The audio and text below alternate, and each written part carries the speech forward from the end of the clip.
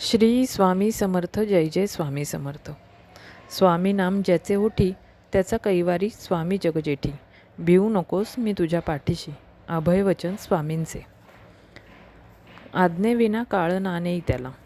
निज भक्तांसी पदोपदी धरोनिया हाते चालविती. अगम्य संकटे येती परी स्वामीच दयाळू निवारिती.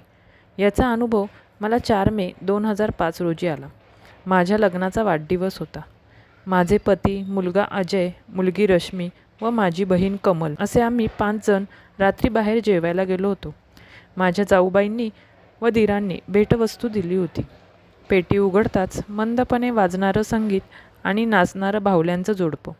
सर्वजण गप्पा मारत आनंदाने जेवण करून बाहेर पडलो. रिक्षा थांबवली. तेवढ्यात समोरून बस आली. मी रिक्षावाल्याच्या उजव्या व रस्त्याच्या बाजूला होते. रात्रीची 10:30 पावणे 11ची वेळ होती. ती बस माझ्या इतक्या जवळून सुपरफास्ट वेगात आली की मी कशी आडवी पडले ते मला समजलंच नाही. बसची मागची चाकं माझ्या पायाजवळून अर्ध्या 1 इंचानं गेली. त्या क्षणी माझं जागृत मन प्रचंड धास्तावलं. पण सुप्त मनात मात्र स्वामीनाम आलं असणार, कारण मी बसच्या चाकाखाली येता येता अगम्यरित्या बचावले. त्या क्षणी जाणवलं नाही, पण नंतर जाणवलं की ही कृपा स्वामींचीच. अन्यथा मी वाचणे शक्य नव्हते. निदान माझे दोन्ही पाय जायबंदी झालेच असते. पण दयाघन स्वामींनी जणू माझा मृत्यू आणि मी यांच्यातील 1 इंच अंतर स्वतःच्या अस्तित्वानं राखलं आणि मृत्यूला माझ्यापासून दूर राखलं.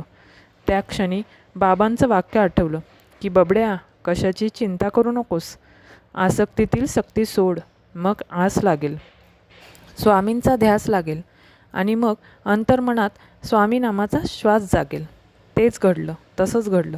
म्हणूनच मनात येतं, श्वासात स्वामी, ध्यासात स्वामी, चराचर अन कणाकणात आहे स्वामी. आता नचे उरले माझे आणि मी, जीवनच अवघे झाले स्वामी. श्री स्वामी समर्थ. असेच रोज स्वामींचे सत्यघटित अनुभव ऐकण्यासाठी चॅनलला लाईक, शेअर आणि सबस्क्राईब करा. धन्यवाद.